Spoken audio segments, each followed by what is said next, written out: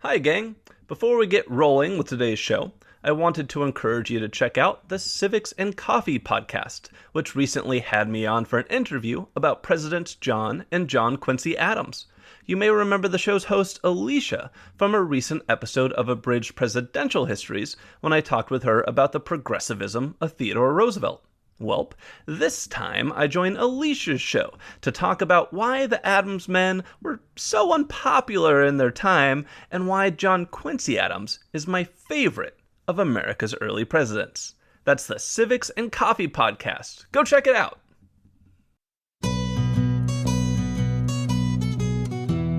The time has come, the fight is on. We've picked the man to run. For president, Ohio sent her noble, worthy son.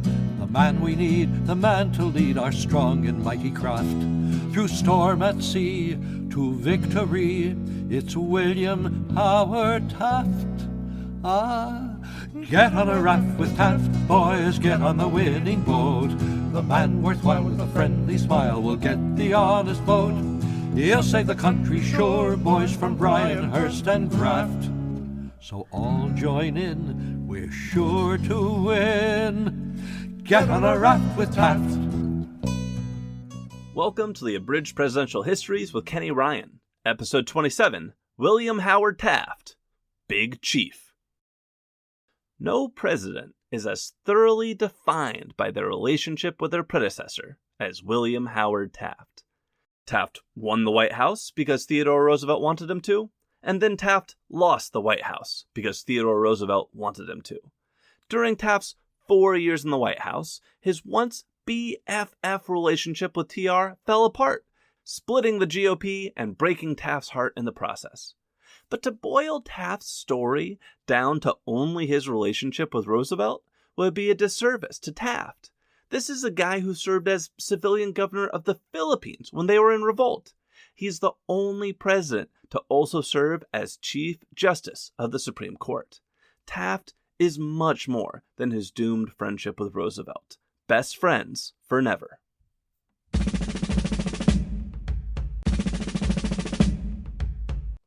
William Howard Taft was born September 15, 1857 in Cincinnati, Ohio. His mother, Louisa Maria Torre, was a woman's suffrage advocate and graduate of my wife's alma mater, Mount Holyoke, which has never been beaten in football. His father was Alphonso Taft, an early and very well-connected member of the Republican Party who served as President Grant's Attorney General and Secretary of War in the 1870s. And this may shock you. It's good for a young lawyer's career when their father served as Attorney General. And a young lawyer is what Taft will soon become. After graduating Yale, where he graduated second in his class, was a champion wrestler, and joined the Skull and Bones Secret Society, which had originally been co-founded by his father. Man, that guy had coattails. Taft graduated Cincinnati Law School in 1880 and became a young, successful lawyer. And then he became a young, successful, married lawyer with an ambitious wife. Helen Louise Herron, known as Nellie, was the daughter of a politically well-connected Ohio family, and she had dreamed of being married to a president of the United States ever since she was 16 years old when her family made a trip to the White House during the Benjamin Harrison administration. It was the most glamorous thing she had ever seen, and she wanted to be part of it.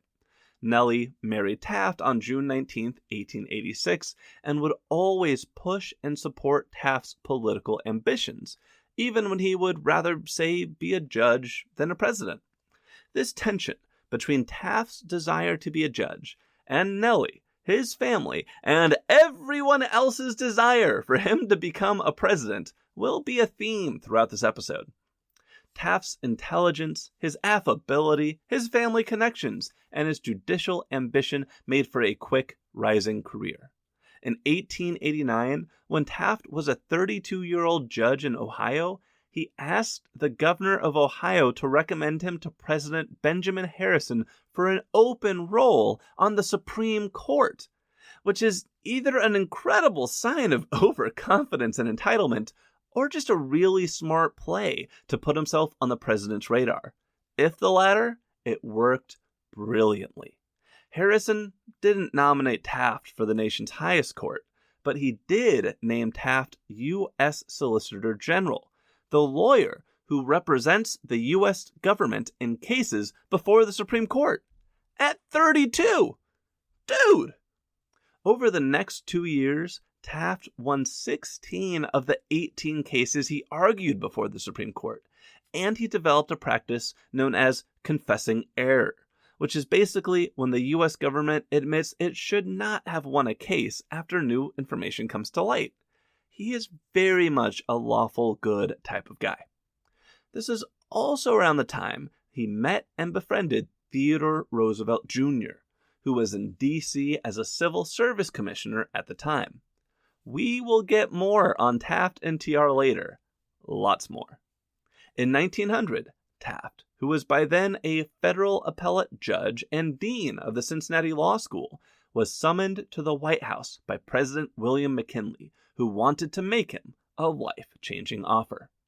McKinley wanted Taft to lead the civilian government of the recently conquered Philippine Islands and their 7 million inhabitants. The islands had been taken from Spain during the Spanish-American War just a year or two earlier and already were very much in revolt against American rule. They wanted independence. Taft was surprised by the offer. "Why, I'm not the man you want," Taft said. "To begin with, I have never approved of keeping the Philippines." McKinley was ready for that. Quote, "You don't want them any less than I do, but we have got them. And in dealing with them, I think I can trust a man who didn't want them better than I can trust a man who did." And then McKinley sweetened the pot. If Taft said yes to McKinley now, McKinley promised to name him to the Supreme Court later. Taft was still unsure, though. He was a young man and probably in good shape to reach the Supreme Court even without McKinley's help. And that civilian governor role would be hard work. But his wife and his brother encouraged him to take the job, so he said yes. Taft's time in the Philippines was a mixed bag of progress, racism, misguided good intentions, paternalism, and guerrilla warfare. Let's start with a little background on the Philippines. The Philippines are an archipelago of more than 7,000 islands, located roughly between Taiwan and Indonesia, over on the western edge of the Pacific Ocean. They were, quote-unquote, discovered by a Spanish fleet in 1521, which named and then claimed the islands in the name of the Spanish king, Philip. Philippines. Get it? The Spaniards moved in, spread Catholicism, and milked the islands for everything they were worth. And they treated the natives pretty awfully in the process. That awful treatment of the locals, you may be shocked to hear, inspired more than a few revolts against Spanish rule. In 1896, the latest revolt was led by a Filipino named Emilio Aguinaldo, who, wanted independence. Aguinaldo's revolt failed and he was banished, but when the Americans declared war on Spain a couple years later, they reached out to Aguinaldo to secure his help in the war against Spain. What came next is very unclear, in large part because American generals on the scene refused to put anything in writing. But Aguinaldo claims he was promised Filipino independence after the war, and the Americans claim no such offer was made. I'll let you judge who you trust based on what comes next. On May 1st, 1898, the U.S. Navy destroyed the Spanish Navy at Manila. But, Spain still had a big garrison in Manila. What do you do about that? The answer was Aguinaldo. 2 weeks after the defeat of the Spanish Navy, the Americans smuggled Aguinaldo back into the Philippines, where he quickly reawakened the revolution, secured the countryside, and laid siege to the Spanish garrison in Manila. But that's when the American-Filipino partnership began to break down. The Spanish garrison wanted an honorable way out of the siege, but surrendering to a bunch of non-white revolutionaries like the Filipinos would never be honorable. So instead, the Spanish and American military leaders came to an agreement.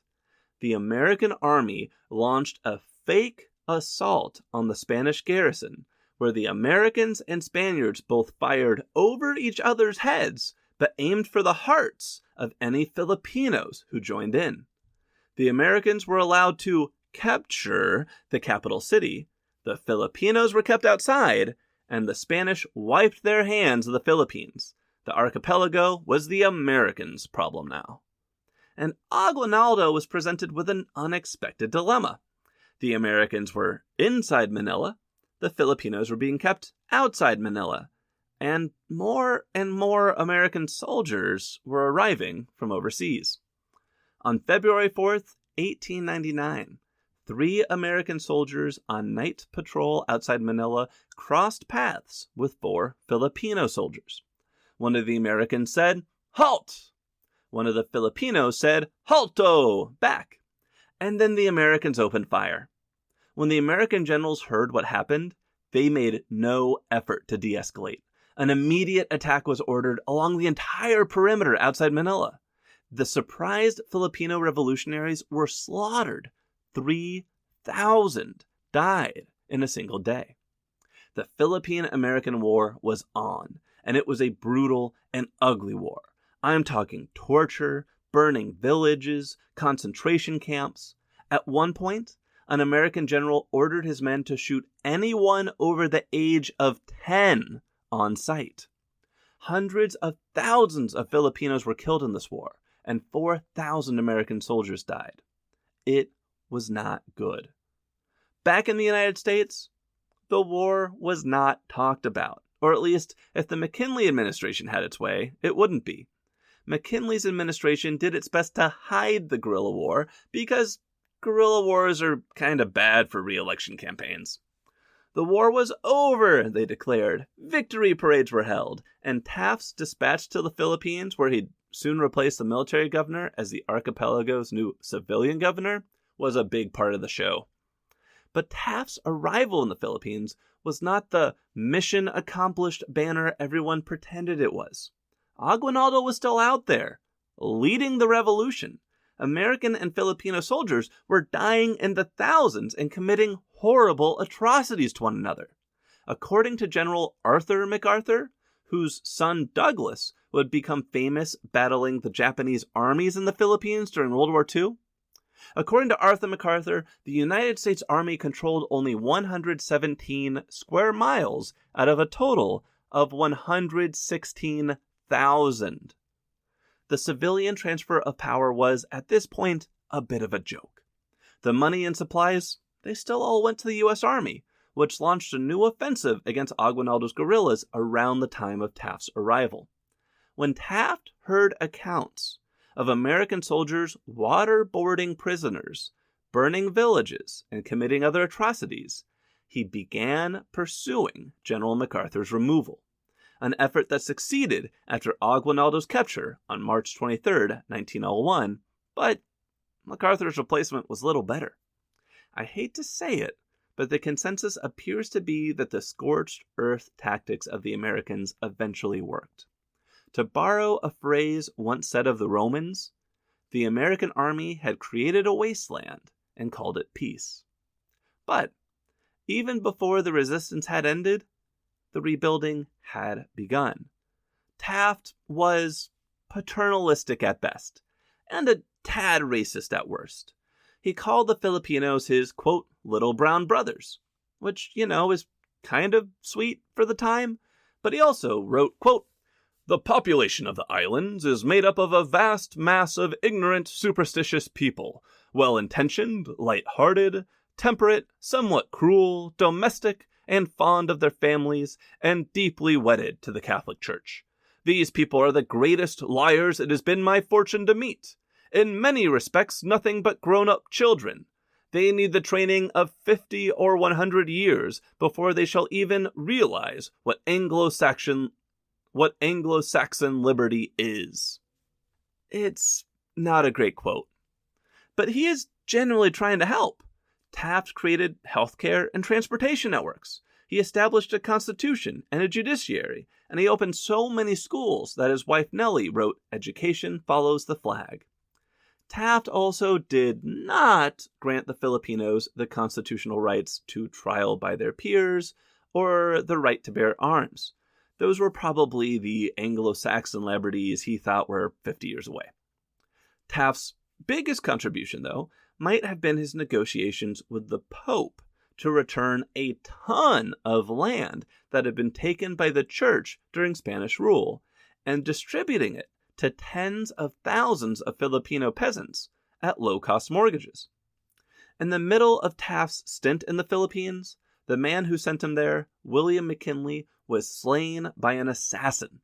Taft's good friend, Vice President Theodore Roosevelt, ascended to the presidency, and then started trying to bring Taft home. Roosevelt offered Taft an opening on the Supreme Court, but Taft told Roosevelt he couldn't return yet because his work in the Philippines remained undone. But Roosevelt's not exactly the kind of guy to get discouraged when he hears no. In 1903, Roosevelt found the loophole that would bring his friend Taft back to Washington, an offer to be Roosevelt's new Secretary of War. As Secretary of War, Taft would technically still be responsible for the Philippines, so he wouldn't be abandoning a project half done. Taft was unsure, but his wife, brother, and Roosevelt were positive he had to take this opportunity. So he said yes. On December 23, 1903, Taft set sail from the Philippines back to the United States. In his 3 years on the island, the Philippine-American War had ended, a government had been created, education established, and land redistributed. Was he paternalistic? Yes. Was the Philippine-American War horrible? Yes. But I get the sense that Taft really tried to do the best he could by the Philippine people. He also showed that he could be an effective executive leader. Back in Washington, D.C., Taft quickly proved he was no ordinary Secretary of War. Roosevelt had told him to expect as much when he'd been offered the job, and Taft spent the next 5 years as a virtual assistant president to the famously energetic Roosevelt. Taft spent so much time traveling the world on Roosevelt's behalf that the War Department auditor received a letter that read, quote, "As a taxpayer and citizen, I beg to ask the following question. How many days, or if not days, hours, has Secretary of War William Taft spent at his desk in Washington?" The author of that letter may not have been happy, but Roosevelt was delighted with the performance of his good friend Taft.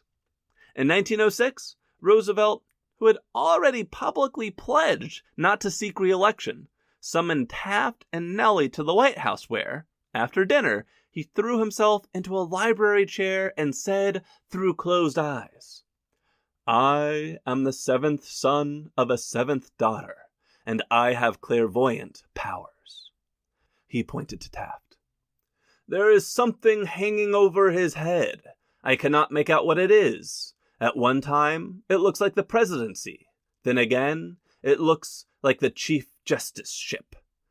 Taft's wife Nellie spoke up, "Make it the presidency."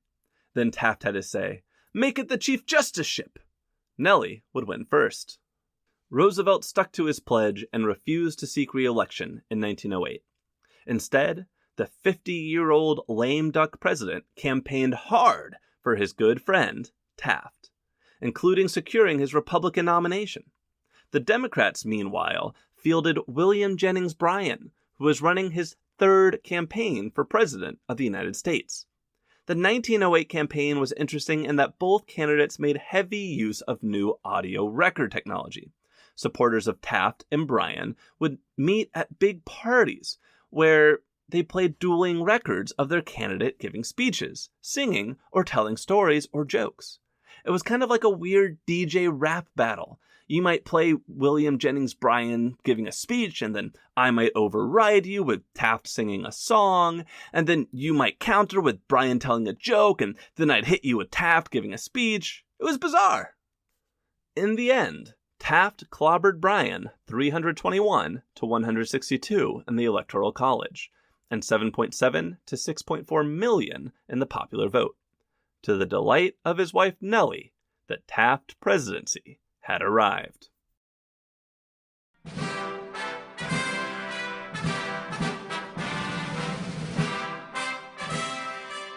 And so, On March 4th, 1909, 51-year-old William Howard Taft, the experienced jurist, former civilian governor of the Philippines, and hand-picked successor of Theodore Roosevelt, was sworn in as the 27th President of the United States in the Senate chamber after a blizzard canceled the outdoor inauguration ceremony. That might be a bad omen. What did the nation and the world look like when he was sworn in? Let's look around.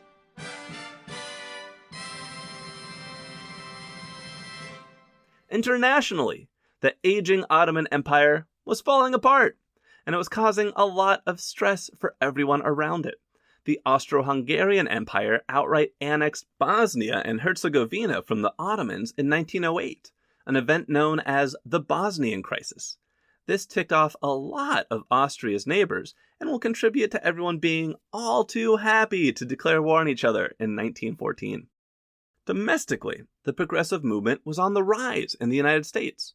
After decades of watching robber barons and corrupt politicians gather all the nation's wealth at the top, the accidental president, Theodore Roosevelt, had shown these plutocrats could be stopped and there was a limit to their power.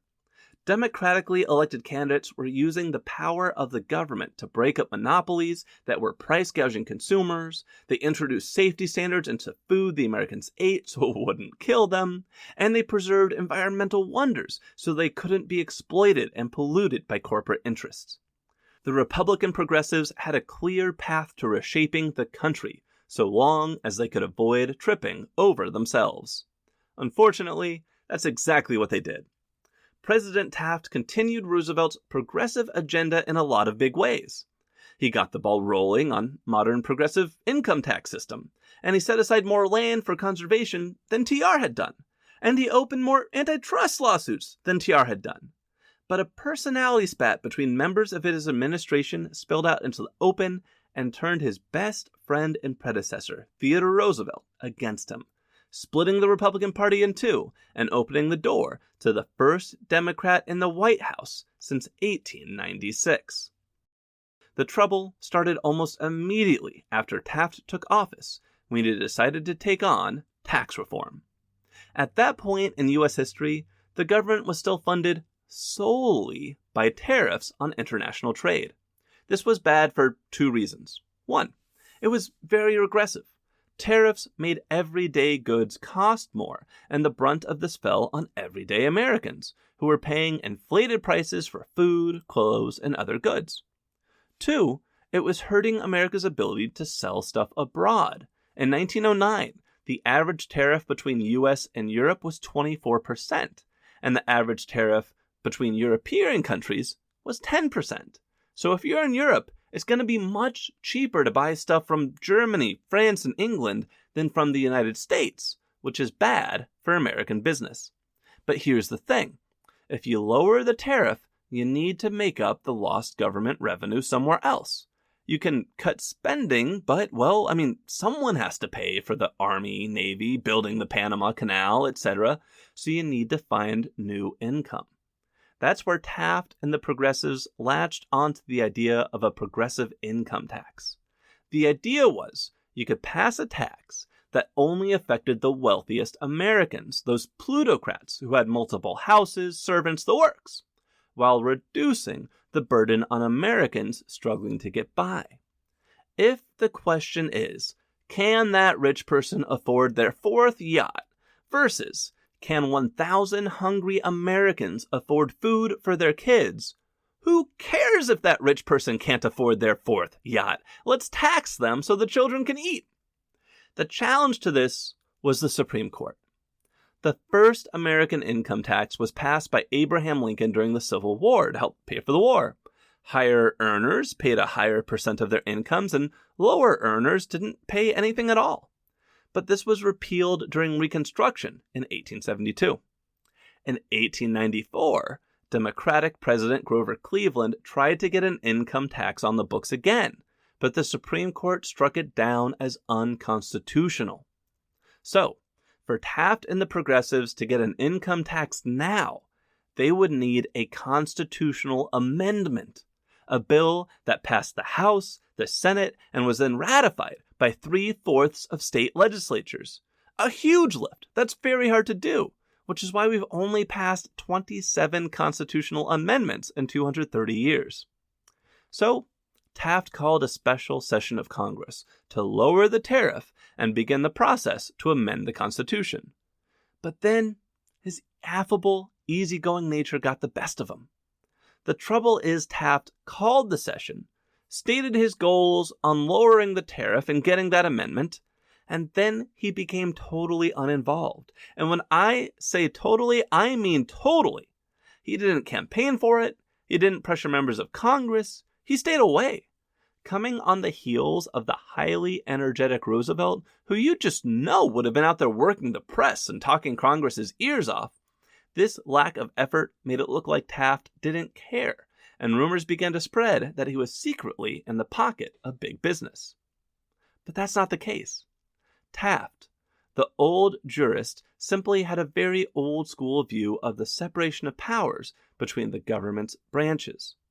Remember how TR bucked 100 years of tradition by saying a president could do anything the Constitution didn't explicitly forbid?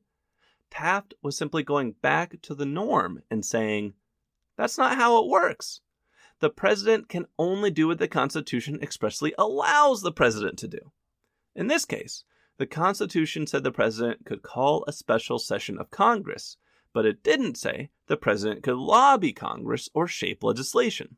That was Congress's job, and so Taft stayed out of it. As a result, the legislation wasn't as potent as the progressives had hoped. That 24% tariff rate only came down a few points to 21%, which was still far higher than the average European tariff of 10%. The amendment process did successfully get off the ground, but ratification by 3/4 of the states would take time, and so it wouldn't be completed until Woodrow Wilson's administration, far too late to help Taft's progressive street cred. And that's largely how Taft's presidency would go. Quietly moving the ball forward, not celebrating first downs, and no touchdown dances. But the thing is, Americans kind of love touchdown dances. And due to that lack of celebration, it didn't feel like much was getting done. What Americans would notice was Taft's spectacular blow-up with Theodore Roosevelt. The Pinchot-Ballinger affair, as it's called, is incredibly dumb. Gifford Pinchot was the first head of the U.S. Forest Service and a holdover from the Roosevelt administration. Richard Ballinger was the Taft-appointed Secretary of the Interior. Basically, he was Pinchot's boss.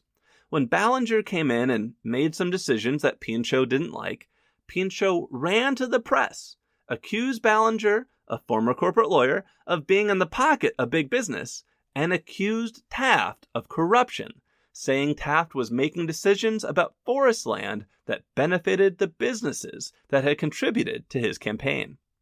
When Taft saw this in the press, he was not happy. Nobody wants to see their underlings squabbling, and they especially don't want to be accused of corruption by them.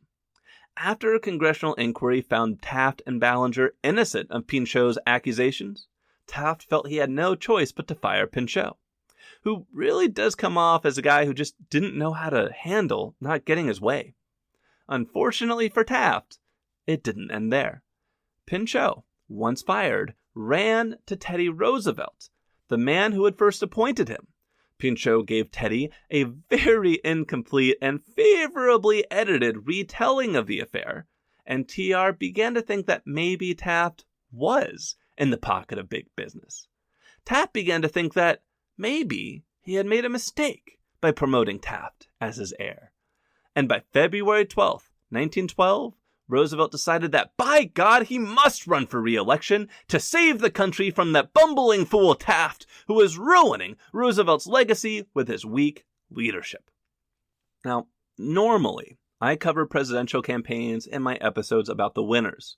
But Wilson's episode is going to have a lot of other ground to cover with World War I and a million other things, so I'm going to dive into the election of 1912 here, which is frankly fitting, because it's kind of more about William Taft and Theodore Roosevelt anyway.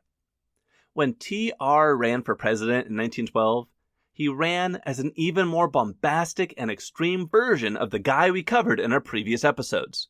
He was tired of judges overruling parts of his agenda, so judicial independence had to go. He wanted judges elected directly by the American people, and he wanted their opinions subject to reversal by popular referendum. Roosevelt also wanted to create commissions to regulate monopolies and protect labor. This was his progressive future. Taft wanted to stay the course.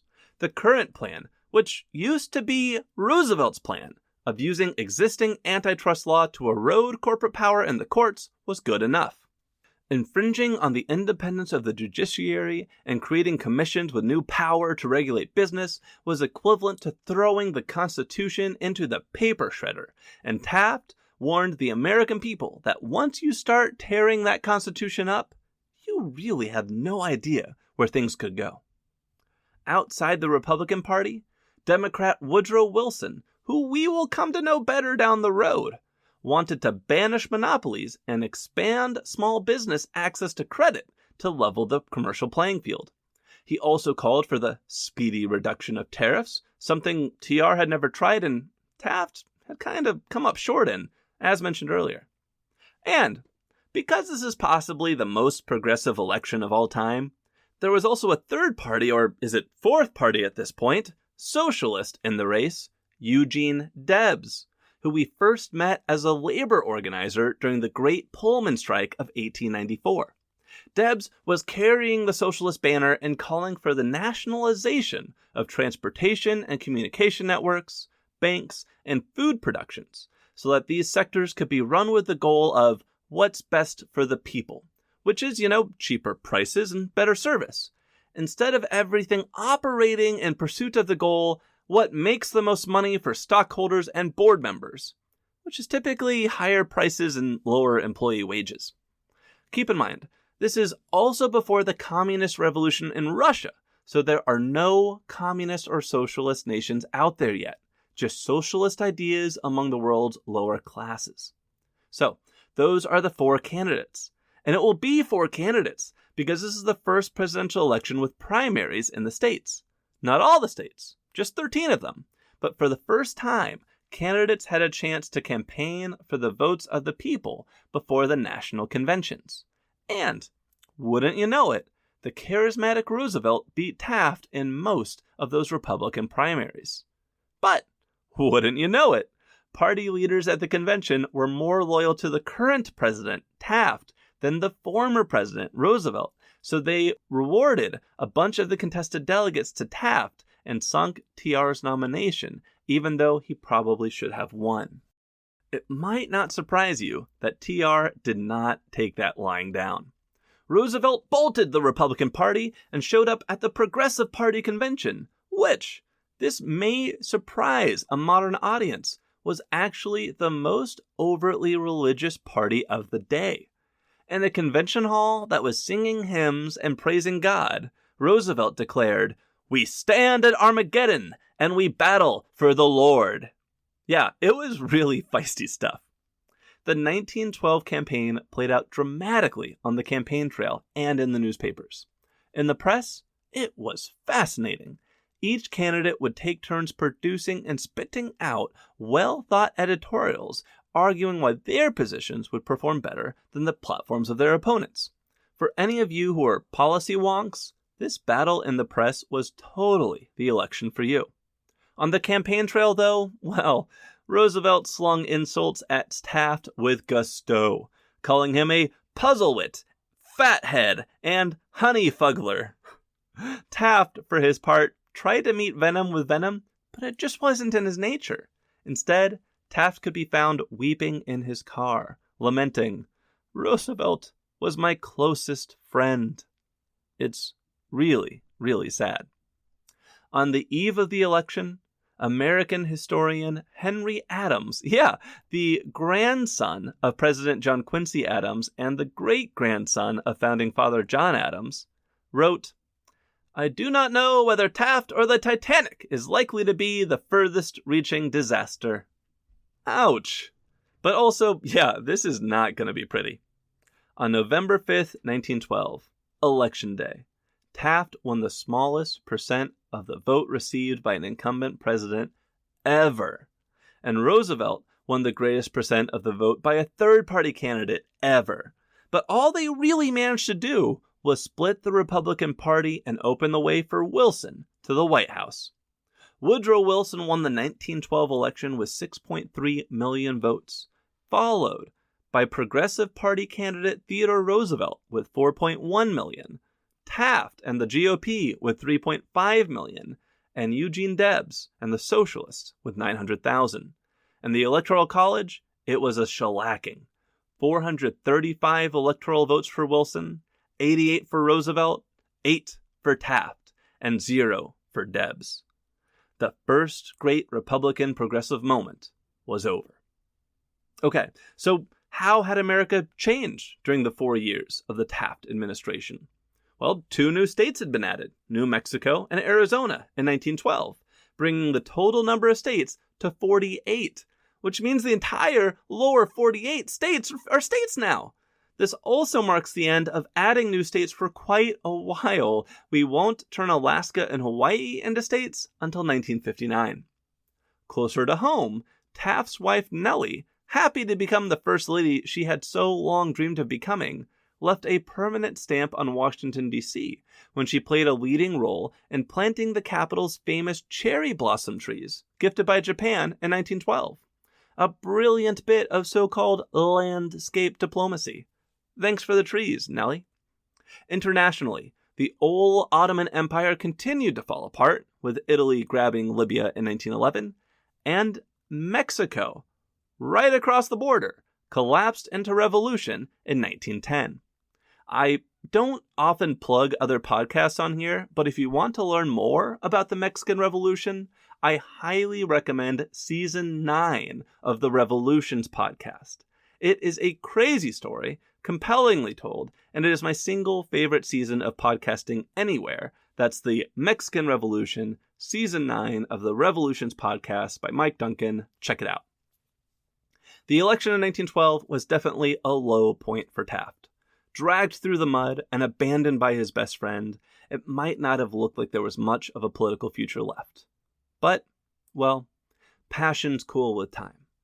Roosevelt would never reconcile with Taft, but the American people would. And, in time, Taft would get what he'd always wanted in the first place, a nomination to be Chief Justice of the U.S. Supreme Court. Taft had dreamed of becoming the nation's top jurist since he was a boy, and his father taught him that nothing was nobler. And I mean, it is a pretty sweet job. It's an unelected, lifetime appointment, answerable to no one, and ruling on issues of the greatest national import. It's kind of the closest you get to being a king in the United States of America. And even as president, Taft had always been angling for earning the Chief Justiceship once he was out of office. In 1910, he even appointed 65-year-old Edward White Chief Justice on the presumption that, at 65 years old, Edward would soon die or retire, and then Taft could take the job. But Edward surprised everyone when he kept living for another decade.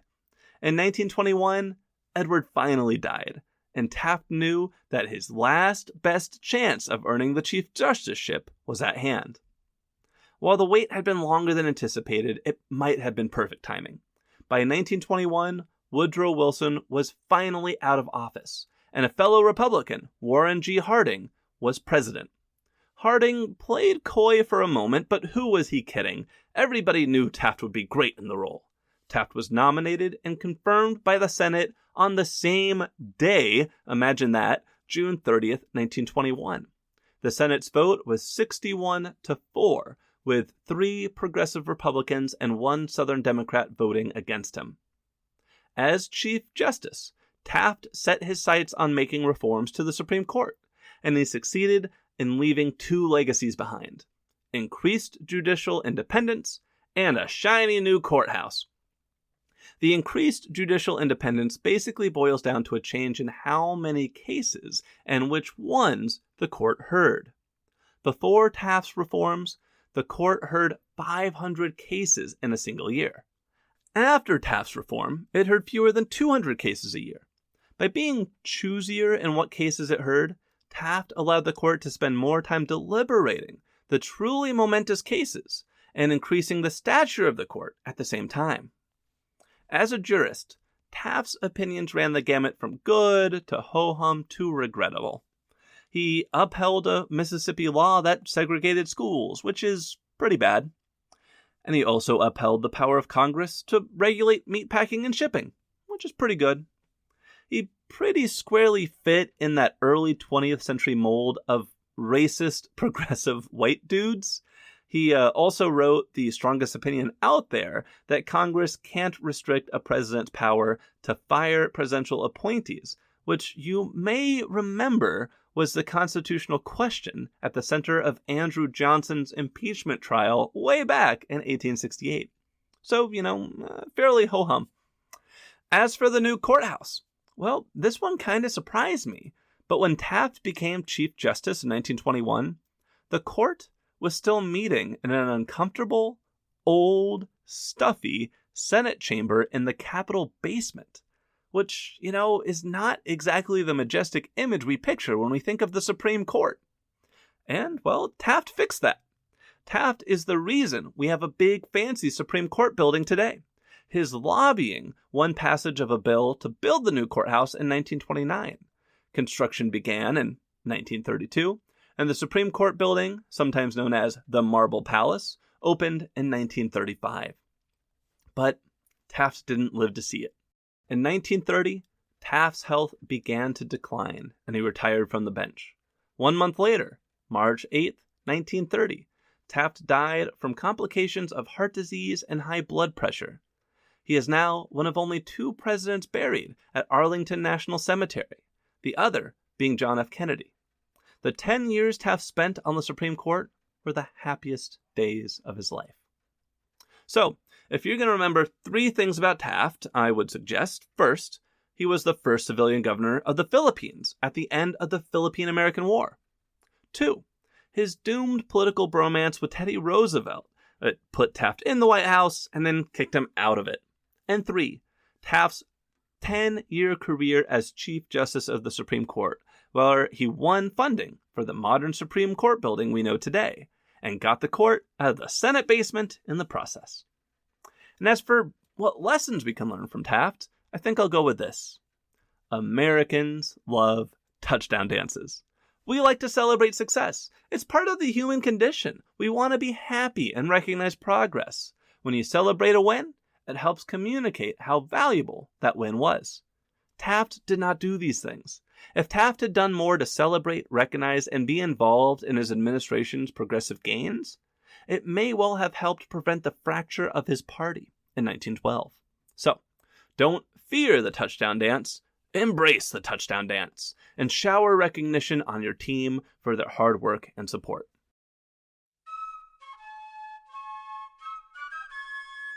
Thank you for listening to today's episode of Abridged Presidential Histories.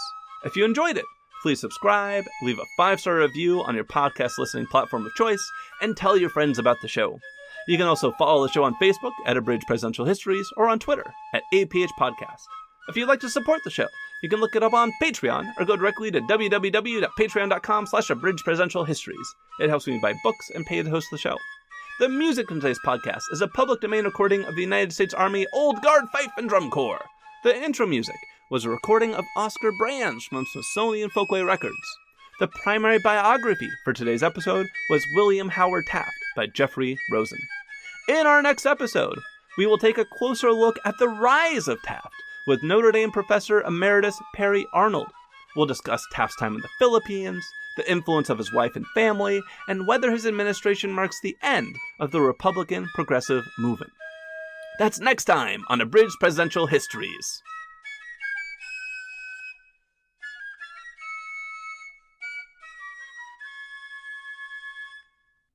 Oh yeah, one last thing. The story you've probably heard of Taft getting stuck in a bathtub? Not true. The guy was large, but that never happened. Take care.